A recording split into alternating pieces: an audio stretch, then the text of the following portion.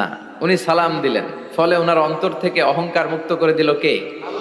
বিশ্বনবী বলেছেন, আল বাদি উবিস সালামি বারিউম মিনাল কিবর, আগে আগে যে সালাম দিয়ে দেয় আল্লাহ তার অন্তর থেকে অহংকার তুলে নেয়।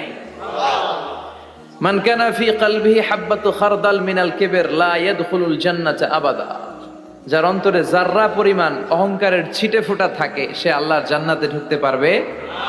আল্লাহর জান্নাতে ঢুকবে বিনয়ীরা। কারা? যারা বিনয়ী, মুতাওয়াদি, হাম্বল, যাদের মধ্যে হাম্বলনেস আছে, যারা বিনয়ী, তারা জান্নাতে ঢুকবে।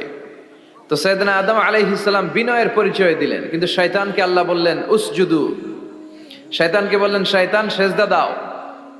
ফেরেশতাদেরকে যখন অর্ডার করেছে সেজদা দাও, শয়তান বলল আল্লাহ আমি সেজদা দিব না, অহংকার করলো, সে নিজে নিজে উপরে উঠতে চাইলো। সে বলল খালাকতানি মিন নার ওয়া খালাকতাহু মিন